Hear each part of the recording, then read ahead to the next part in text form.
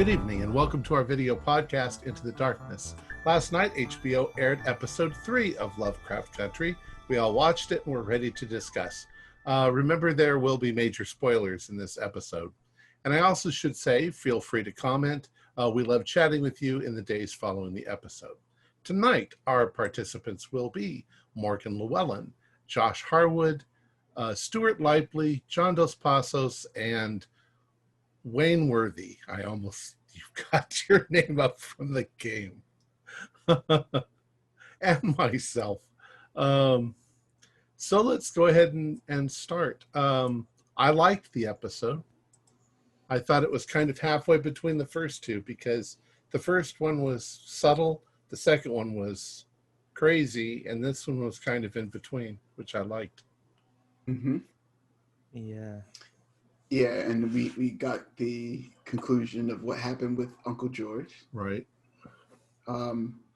They still didn't really explain a lot that was going on in the second episode, which will leave you guys dissatisfied. But I also think that they are kind of opening up with that last scene with Tick and I forget her name, Christina, right? Yeah, Braithwaite. Yeah, there's more being unraveled here. Right. This whole Book of Adam thing. I thought about it, and I thought it was kind of realistic because after something like that happens to you, you kind of don't say anything to anyone when you get back. So they were trying to get back to normal. But when they were together with themselves, they were always like, are we ever going to talk about what the hell happened? You know? Yeah. I loved the house that they decided to move into. The house has character. I like it. Yes, it does. And an appetite. And a good elevator. An always working elevator. Oh, yeah, that's right. Of course not. It would never not work or hit you or anything like that. That was, It's perfectly safe up to code. Yep, exactly. So I guess, I mean, shall we start from the beginning or should we just, Oh, yeah. Now, somebody had made a comment last week or the week before, do we actually watch the show? Of course we watch the show. Yes. And somebody also made a comment about, do you really think it's Lovecraftian? And I'm like, this episode we started with an investigation, which it felt very much like Lovecraftian. I mean, that's the eternal debate, right? I mean, you go on any Facebook group that has anything to do with Lovecraft, and there's the inevitable post of, is this Lovecraftian? Is this Lovecraftian? Right. Is anything Lovecraftian? And it's always a hotly debated. It depends on your definition of Lovecraftian. I mean, does it have to have the monsters in there? Not necessarily. I think even a film that focuses on madness and insanity, that in and of itself can be considered Lovecraftian. What was that one with Leonardo DiCaprio? Shutter Island. I think that's what it was. That one I consider to be Lovecraftian. Even though there was no monsters or anything like that, the fact that this guy is having these delusions and the audience, we don't know what's real and what's not, you know? Mm-hmm.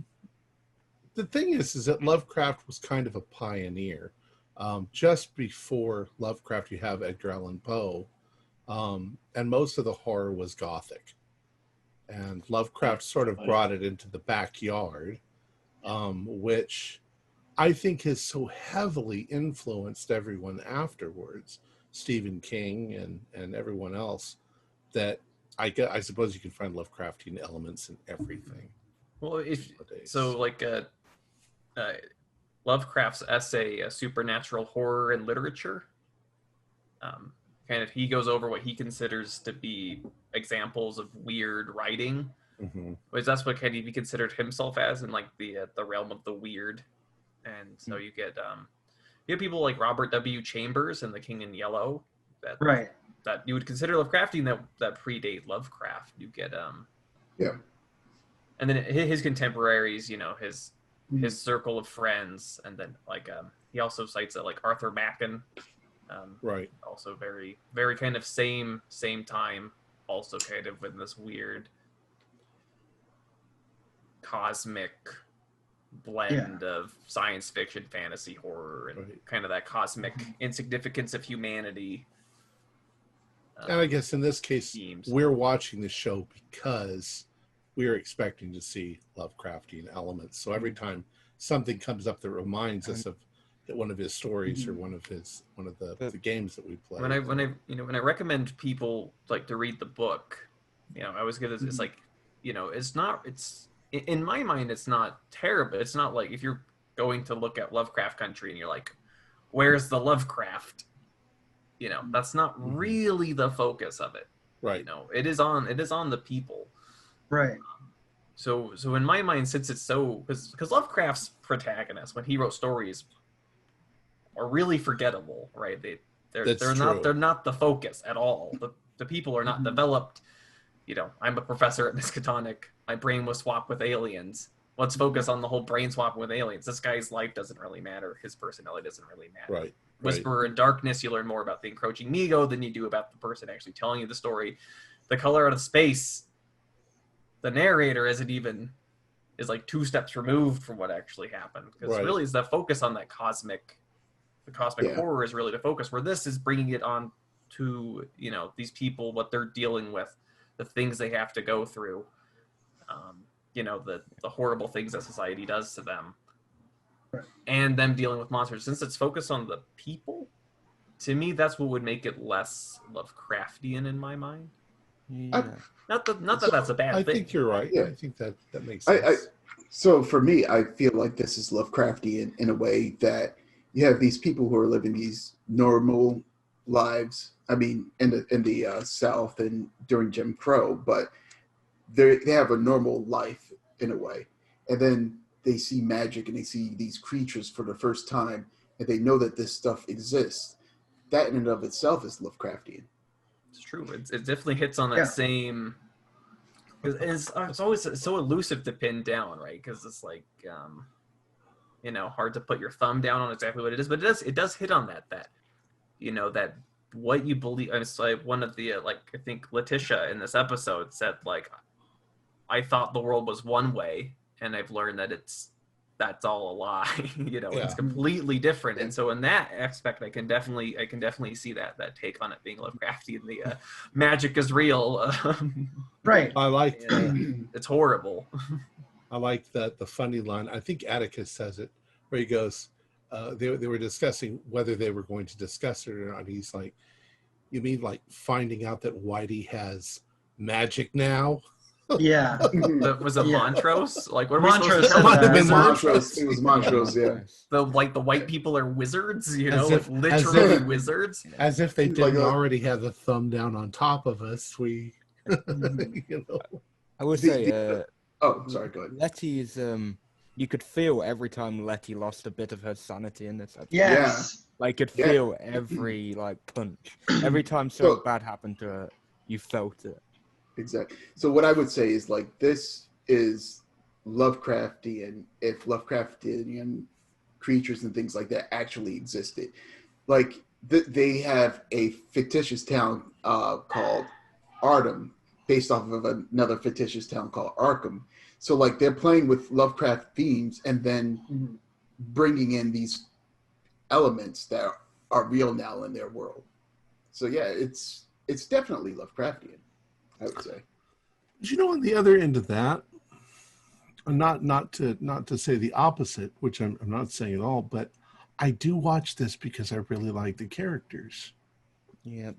It's like the throwing in, like when she's lying in bed and the woman with the her whole jaw was removed. Oh yeah. Sneaks up behind the bed, and I mean that was scary and everything, and that was pleasant. The whole ghost thing in the basement was pleasant because it's pleasant because I'm looking for that kind of horror. But I'm watching the show because the characters are so interesting. Yep. I even liked Hippolyta when she was ripping open Dracula. She was ripping off the page of Dracula and she was looking in the mirror. And you could, I was wondering, that was weird. She was just ripping the pages away. I didn't understand that. Because so George's favorite book is Dracula, and so she kept seeing it on the shelf, and it reminds her of her husband, and she's grieving. Yeah. And then, I mean, she feels bad about it because she replaces it. Even though he's dead, she still replaces this book, but she's not. It was a very complicated psychology that was portrayed there that I really liked, because if it was a white woman, she would be crying and lying in bed and, oh, poor me, I've lost my husband. But Hippolyta is Hippolyta? She's resolved. She knows that very likely her family members are going to get killed in this day and age that they're in. And so she's hardened to it. She's grieving, but it's coming out as... Yeah. Well, she has to... Oh, go ahead. No, all I was going to say is just like when Atticus said that he had a falling out with, where he lost his welcome. His welcome was worn there. And then you find out later that he did everything right, except when he went to dry the dishes. Yeah. He left them facing up, and her husband always faced it down. And that was something that she's still grieving with. And but you're right. She's like a stone. She's she's out and about. Yeah. She was stoic and stalwart during the party, but you could tell that she was she's still torn up inside. Well, it's like, cause why wouldn't she be? What opportunity does she have to sit and grieve? She has Dee to take care of. She has her business. The business still needs to run. So she kind of just like, the weight of everything now falls solely to her, and dealing with that. Just the fact that Atticus was being so friendly and helpful. If I were her, I would just be getting angrier and angrier because she was. Yeah. And I mean, and of course he feels like it's his fault because he went, even though George was on his way out to do a tour anyway, but these are the dangers during this time to do, and it's awful. It is. And then let's talk about those cops for a second too. I know, like, right now we have a whole lot of things going on in our society about cops, but like the way that they treated Letitia, and Lancaster made his appearance. Yep, there's Lancaster is a major antagonist. I'm further into the book now. So. Yeah, because you see he's connected with the magic people, right? Because they told you that this crazy mad scientist was the apprentice of this other guy, Winthrop, and the magic apprentice is closely associated with Lancaster. Right. In the photo, they showed us the photo. Yeah. So they kind of hinted at that fact, but Lancaster is a and he already knows a lot about the Winthrop house, and he's very interested in who told you to buy the Winthrop house, right? And then you learn that the person who did that was Braithwaite, or Christina. Yeah, Christina. I say Braithwaite. Braithwaite, yeah. Yeah, Mac Brand did a good job. He's the actor who played Lancaster. He did a good job at being that like commanding presence, and you just felt terrified. Because he knows his power. Yeah. I mean, both in society, his status, racially in this time, and whatever else mysterious things that have not been yet revealed. He's just that it's really does come up with that, just as intimidating, like, you don't mess with this person because he's, he could do whatever he wants, and it's very, very terrifying situation. Yep. Anything. Yeah, and I thought what followed after that was good, because I mean, I thought that part was very Lovecraftian, and was a lot like a Call of Cthulhu scenario where it seems that Atticus, he kind of he either passed his sanity rolls or he failed his intelligence rolls. But Letitia, with everything that was going on in the house, she'd lost so much that after that encounter, she almost had like an insane insight. She actually figured out that the spirits were actually trapped, Right. And she was right about that, and she connected that, and she had the photo, and she put it all together, and she showed Atticus, and I thought that was a very good, very interesting scene, very much like what you see in a lot of the stories, is that they sort of put it together, in sort of their insane ramblings. Let me ask you guys, what did you guys think of the special effects in this particular episode, specifically with the ghost and the creature thing that was coming out of the floor? I think that in my mind it was a bit overdone.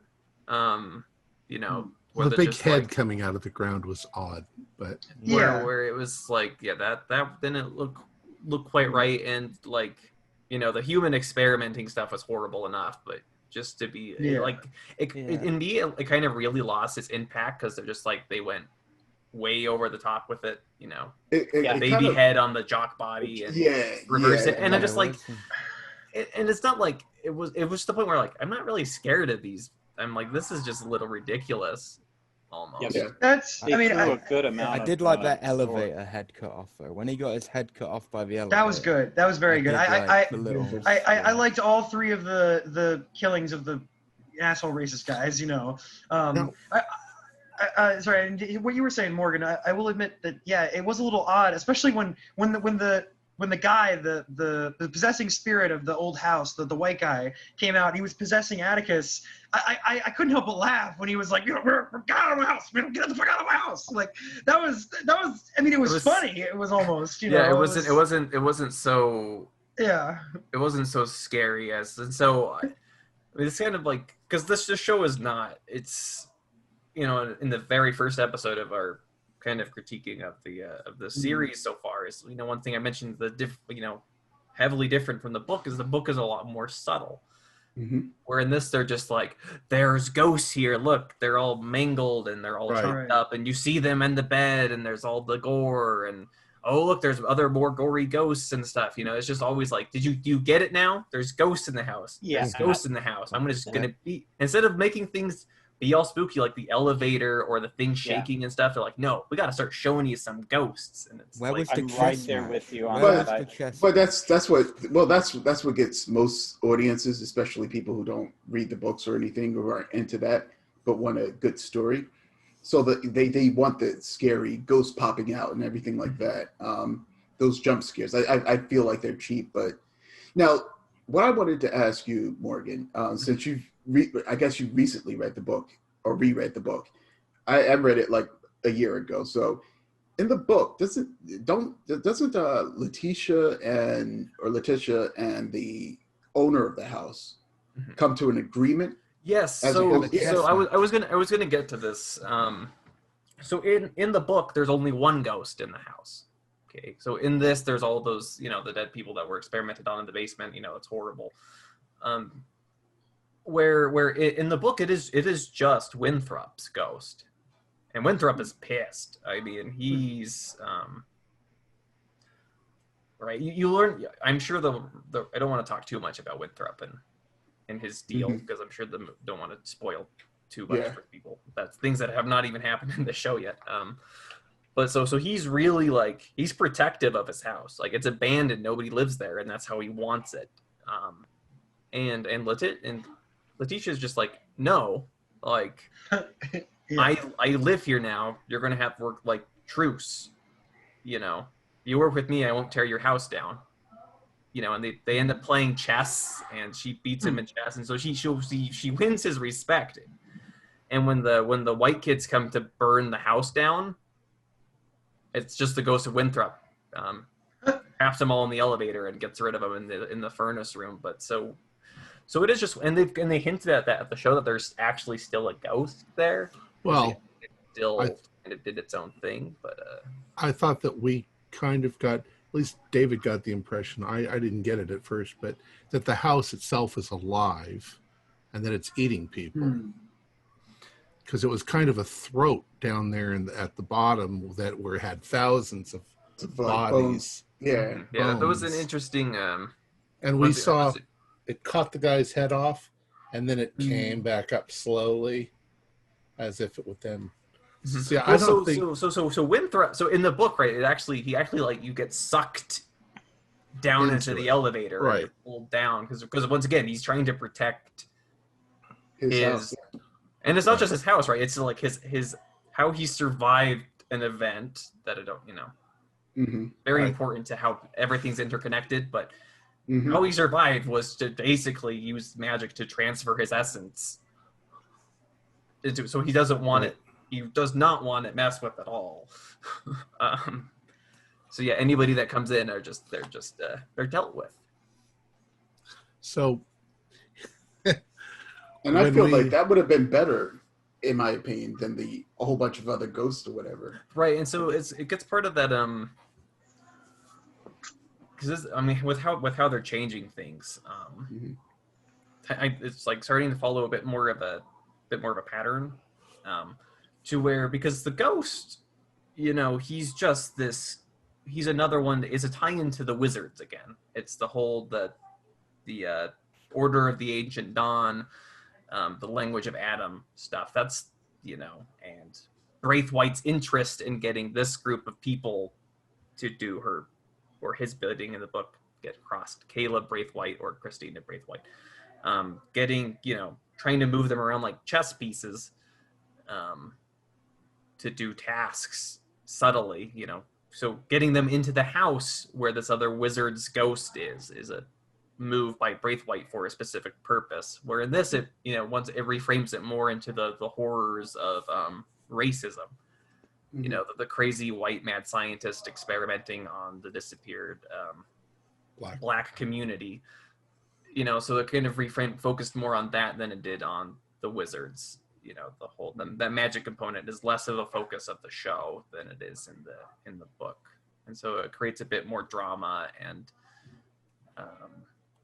so I think that's a lot of it's the refocusing of that event on the themes that the show is focusing on than what the book was focused on. Right. We tend not to talk during the show, so we're sitting on the couch, and it came to the house party, and the Letitia and Atticus go into the bathroom, and and David says, and that's how you know it's HBO.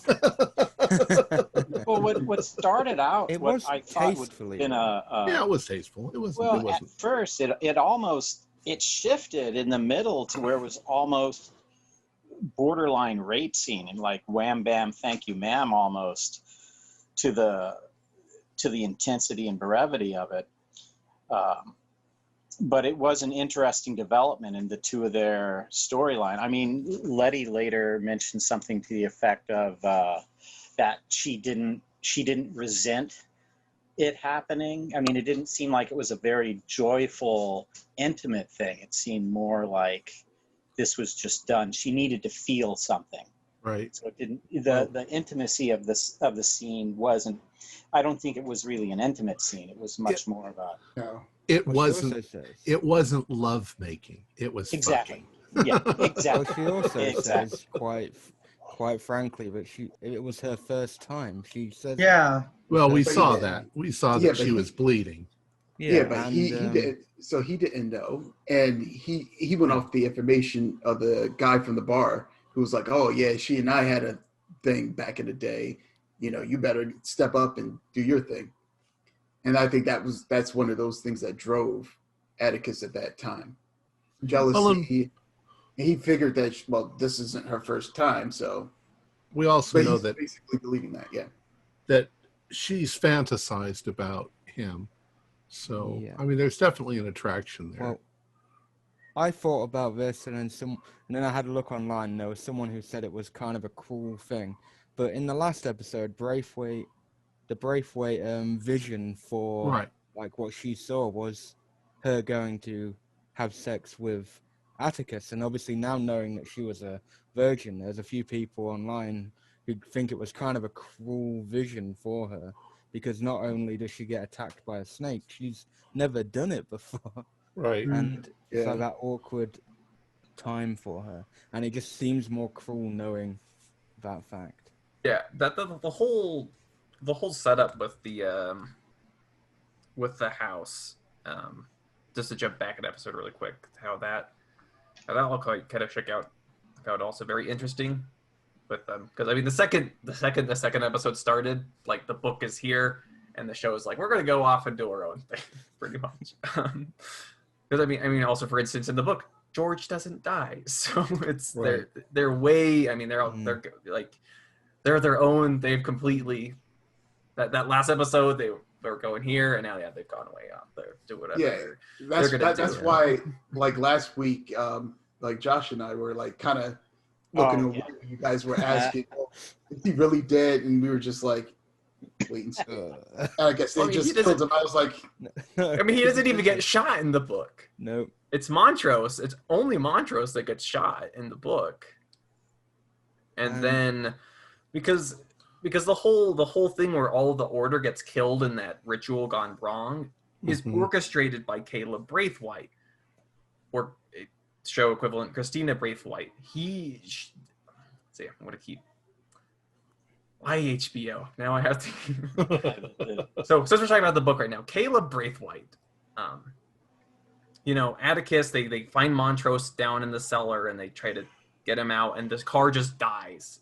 And then the Braithwaites show up and they're like, hey, they shoot Montrose. How dare you try to run? That was foolish of you. But Caleb Braithwaite gives Atticus this piece of paper that says, when you can read this, read it. And so when they're in front of that doorway and the outside, that force of creation is coming in, a spell's been put on Atticus to where he can read the language of Adam. And then he pulls out that piece of paper and says it. And that spell that Caleb had prepared turns that energy to wipe out the rest of the room. So it kills everybody, leaves the house intact. And then Caleb heals Montrose and says, okay, bye. Talk to you later. He fixes their car too. And he fixes it. Not only does he fix their car, he also puts immunity on their car, which I guess this show called Invulnerability. Yeah. I think they changed the name of it to where she's like, I'm invulnerable, you can't hurt me. And the book is called Immunity, but whatever, get nitpicky here. But so immunity, because that silver car also has immunity, so Ken can just drive around. And so he puts immunity on their car as a sign of like friendship, or really, because once again, like the plot is set in motion where Caleb is trying to use them for his own power aspirations.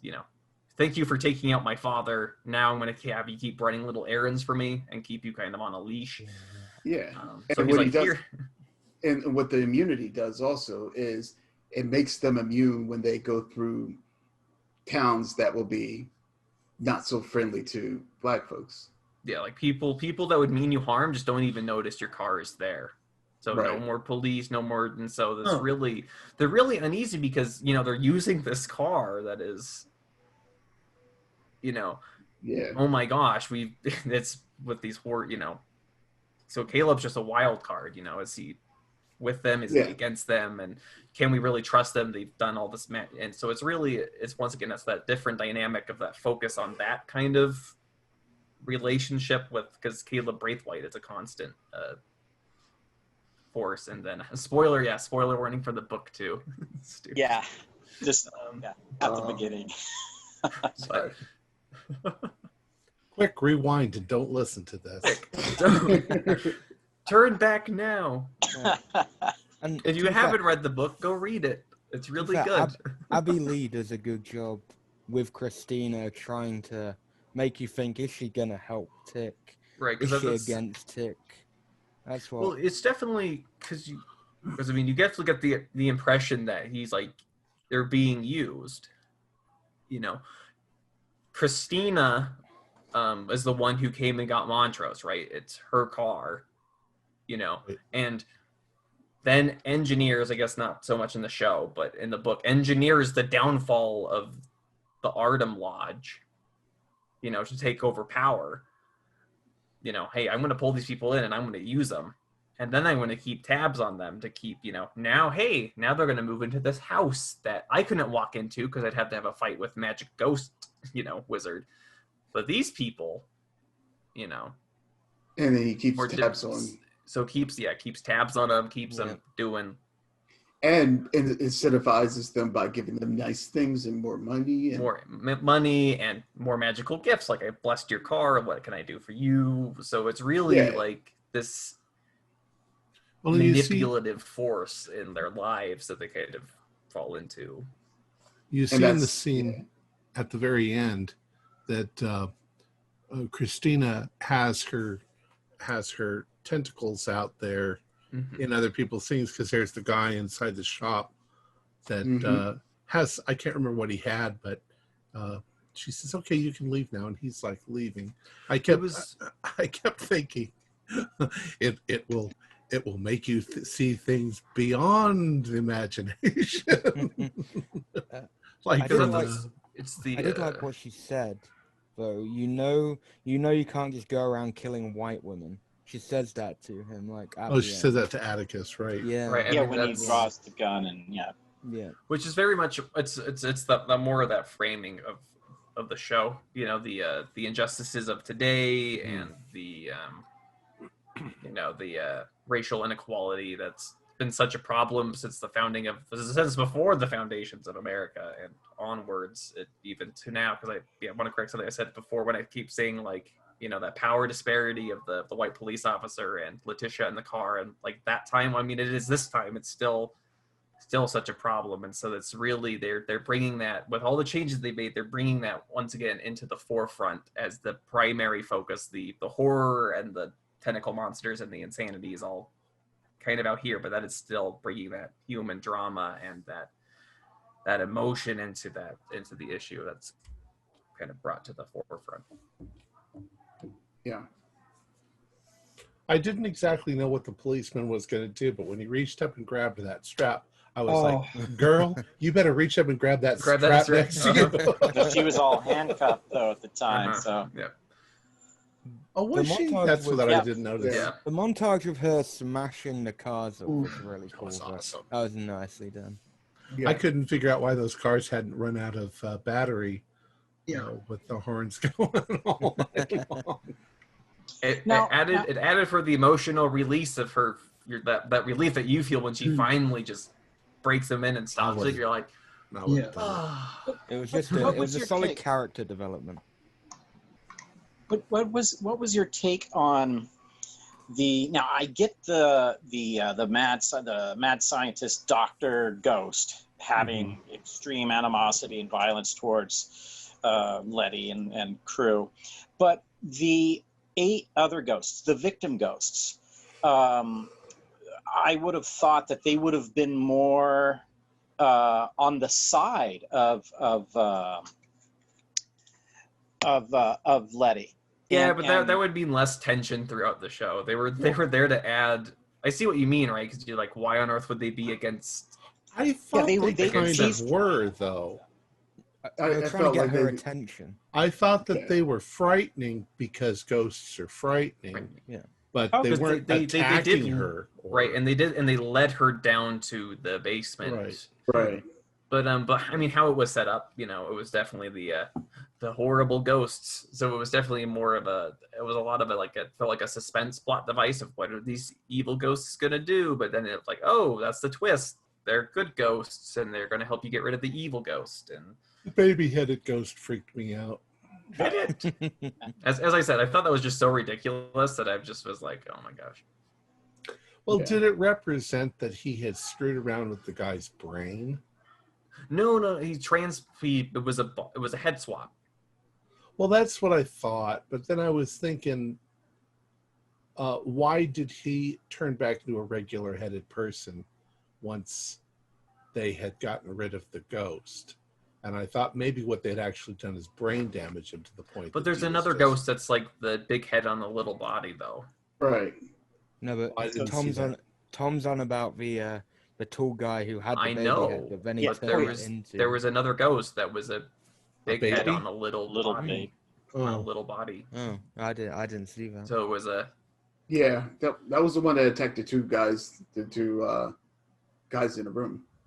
It was like a big basketball player looking guy with a It's with tiny little baby head. head. Yeah. Mhm. Yeah, we knew. Yeah, But tiny in head. the basement, when all the ghosts are coming to help Letitia, there's one that I thought was a big head on the tiny little body. Yeah, a little one. There was a I little. thought so. Yeah. Yeah, And it panned right. It had the little head, big body, and it panned right down to big head, little body. Kind of that. Right. Hey, look, he swapped their heads. They also played with us when they say in the beginning 3 people disappeared in the house, because all through it I kept going, is it those 3? Oh, those 3. And I'm like, oh my god, it's the 3 kids that are doing the Ouija board thing.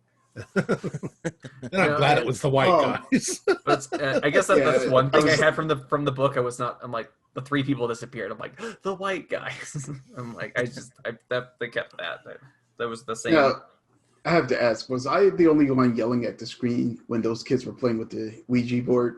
I was like, yes. I'm like, what are you doing? Don't you know you're in a horror show? Oh, that was a good sequence, though. I like that. Good. I mean, it built adequate tension and like, oh crap, what are they gonna connect with? Well, I was trying to figure out what it was spelling. Spelling. It started off Uncle with George is dead. Uncle George. Yeah, it's George. I didn't get the uncle part, but George. Just George is dead. Yeah. George is dead. But how did the ghost? Never mind. Whatever. Hey now. Exactly. I guess the master ghost is a wizard ghost, but it's the Ouija board. The Ouija board knows everything. Our Ouija. Yep. Trust and believe. It was. I liked the episode. Yeah, it was. Yeah. We're not really a review. We're just a discussion. Right. But as Josh said it last time, what do you give it on a scale of 1 to 10? I'd say about a 7 or an 8 this time. Yeah, I do 7. This is probably my least favorite, but I still liked it. I'd still give it a thumbs up, but just about a 7. I want that house. It was a good house. Gorgeous old house. I liked it a lot. I liked it a lot too. 8.5 for me. Yeah. Mm-hmm. I like the fact that you had the crazy stuff happen in episode 2, and then in episode 3, you see them dealing with their loss of sanity and them trying to get back to normal, and then in comes something else crazy, you know. Yeah. And I like that. I like where it's going. This is still like climbing up that hill, but right now I'm liking the climb. So 8.5 for me. I think the scariest thing in it was her lying in bed and having the covers slowly going off. Yeah. Which is kind of cliche, but as the covers were going off, that woman came right. Yeah. I mean, it was. I mean, the not subtle. Like, you get it. The covers were being moved by a ghost. Well, you could see a hand moving them. You could Right. See I know, but it's instead of just having the covers move, there had to be a hand, and then the ghost had. And to then the appear. gory ghost. Yeah. And it's just like. I kind of liked the stereotypical haunted house feel they gave. I liked it. I know reading the book, I preferred how the book did it, but I can't. I just like the cliche haunted house style, and that's I also what it think gave. I'm kind of tired of the subtle, because we get subtle in every single movie that goes back, where you don't quite see the Blair Witch and you don't quite see this, you don't see that. Like, show me the fucking monster. I mean, this is the debate, right? I mean, I'm trying to remember what horror director said it, but if you have a monster, show it. Mm-hmm. Right. But I mean, it depends on. So John Carpenter's the thing, right? Mm-hmm. You have the monster that that shows up, but it's not really, the horror is not from the monster. It's from, am I the right? Where is it hiding? That's where that's in. See, that's so for me. That's what I really like. What's around the corner? That's why I really liked The Thing. I do not like The Thing because of the big evil, crazy thing that emerges, and it's horrifying, but it's not why. It's not what I'm like. Ooh. The one thing that I was impressed with and really liked about the movie Event Horizon was the fact that there was a tape with something horrible on it. And I thought they were going to do the same thing again, where we're looking at the girls and the girls are looking at the screen. We can't see the screen. And then it changes and they screech and they look back like this. But then they showed us what they were seeing. So I was like, oh, now I'm freaked out. Thanks. That was perfect. But you see, with stuff like that is why I don't like it. Those are things like that where I didn't like Event Horizon. So I guess it's a difference of taste is really what it boils down to, because I like it kind of ambiguous and what's trying to figure it out in my head and with my imagination. But when they're just like, now look at this. Now look at this. Here. It might be a matter also of experience, because every single horror movie of the 60s, 70s, 80s, you never saw anything. Yeah. And it was always something in the shadows, in the dark. And then when you finally would see it, it would be some guy with makeup on. And you'd be like, what? He's just a guy with green makeup on. I mean, I guess now's the time to plug my favorite horror film, because I think a film that strikes a really great balance is The Witch. Directed by Robert Eggers. Oh, The Witch. The Vavitch. Yeah, but the two, with the devil. Yes, that was terrifying. Absolutely terrifying, but they don't. You see certain things, but it's not. It's subtle. I know what you see. I know what you mean. What did you think of Annihilation? I've read the book. I have not watched the movie. I like the movie. Yeah. The book is fantastic. Yeah. I love the movie. I haven't read the book. The book's really good. For me, that felt kind of like a Color of Outer Space. Yeah. Sort of I really didn't understand anything until the end. Yeah. I would definitely classify at least the book. The movie is on my very close to watch list. I intend to watch it any day now, but because I've been meaning to get around to it. But the book I would definitely classify as Lovecraftian. Yeah. Definitely, I definitely want to see the movie. But it's all special effects, so it's what kind of really cool, weird special effects can we do in a story that was actually really good. So yeah, as long as it's a good story. Yeah. All right, so I think that we've exhausted Lovecraft Country for this week. I have two things. I have two last things. You always say that. I should always. Last things. You should always. I'll always end it by saying, Josh, you have something else to add. Yes. This is for Wayne and Morgan as well, because they've read the book and I've read the next part. So the bit that has Montrose and George. George, who is dead. What? And again. Well, I figure we might have flashbacks. So. I'm not going to say... George has more active things. I'm not going to say what I saw, but Now TV decided to show me the thing again, of a preview of the next episode. I'm not going to say what it was. I'm not going to say what it was. I shut it off, yeah. I don't... Going by that, it is chronologically going with the book, and I'm worried how they're going to handle... Without George, yeah. Because I know what happens next.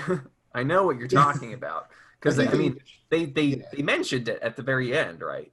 Hey, Winthrop has these pages that if we could find, would be great. And are the two characters who join the Montrose and George going to be in this episode? The next episode? Who knows? I mean, they've done so many. They've added people that weren't in the book. They've removed people entirely that were in the book. So I'm just like. And I enjoyed the chat. I enjoyed that part, and now that's why I'm worried because. Well, I mean, they've already changed the whole situation too.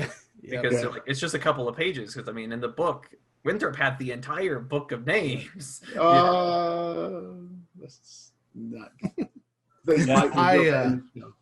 We said spoilers earlier. I have no exact idea of what you're talking about. However, since they replaced Caleb with Christina, they could replace George with his wife. Well, she had No. The wife has other stuff that she does. That's true. Well, Hippolyta's busy.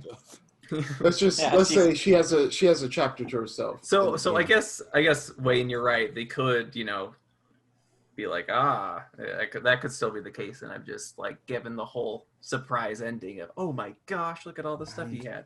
Yeah, My bad, everybody. The final thing before Tom can put us all out of misery. I found this interesting. So I found something with Matt Ruff, and when he was coming up with the idea, he said one of his things when he was pitching it in his mind and talking was he wanted it to be like X-Files, but instead of white FBI agents, it was going to be a black family in the 1950s instead of white FBI agents in the 1990s. And he kind of worked off of that and an experience with a friend of his, a black friend. I can't remember what the article said specifically, but them combined as some of the reasons. There was he came across he came across a book. He came across a travel guide, and that's what kind of connected all the ideas, you know, because he was like, it's in the one of the versions of the book has an interview with the author in the back, and that's one of the things he talked about was he would kind of saw it as a TV show almost, of these characters going on their adventures and the different spooky things that happen to them. So he's like, well, how do you have spooky things happen to them? What do they do for work that keeps throwing them into these situations? And it's just like, they're making a travel guide. And so that's kind of the ideas were like, click. And that's the book was made. Yeah, I thought it'd be interesting to bring that up now, so people who haven't read the book at least know what he was thinking of in terms of coming into the next few episodes. So people aren't just like surprised, not like put off by it almost, because there might be some moments of bits missing in between, but it's because there's different stories from different characters.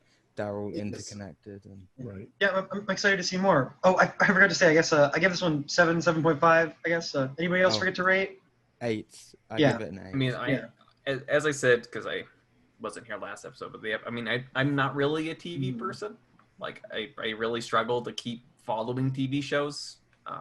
So I don't really have a scale to rate it as far as TV's going. I would say, stacking them in order, the first one, I liked the first episode.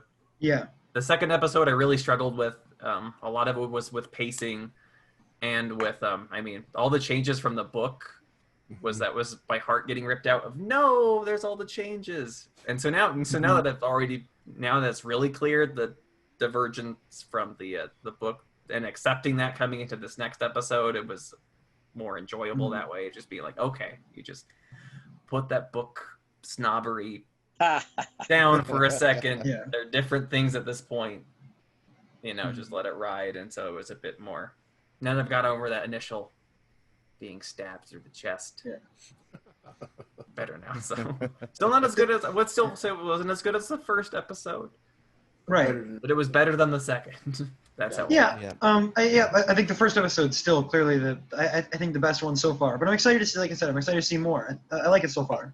Definitely want to see. The acting is superb. Yes, agreed. I can't find a single person in there that I don't think is acting like crazy. I mean, and Tick when he was getting possessed, that was good acting. I know it was funny, but it was still very good acting. That's what. From his behalf. I will admit that. That's what I said. It was a very sort of funny scene, but it was well acted by everybody involved. Yeah. So it was very, very well done in that regard. Stuart, did you give your rating? I gave it a 7. I liked it. Still totally into the same series. reason, yeah. But All right, cool. So for those of you, what's that? I was about to say one more thing, but Go ahead. I was joking. Final thought. No, all right. For those of you who don't know who we are Into the Darkness. We consist of a large group of friends from around the world that play a game called Call of Cthulhu role-playing game. We play Tuesdays through Fridays, a couple of hours each night, and we post these videos to YouTube. We provide audio-only versions of our shows free for you to download from Podbean or iTunes. The costs involved with the show are provided almost entirely by our patrons. Without them, we wouldn't be able to do what we do. Also, if you'd like to help support our show, please visit our Patreon account. Just $1 to a month helps us a lot. You can find a link in the description below. Like, share, and subscribe to our channel, and punch the bell icon for updates on our latest shows. And leave us some comments. We enjoy reading them and answering any questions you might have. This is Tom Rayleigh, together with all the members of our gaming club, inviting you to journey with us once again into the darkness for another adventure into the universe of H.P. Lovecraft and the Call of Cthulhu role-playing game. Until next time, good luck and good gaming.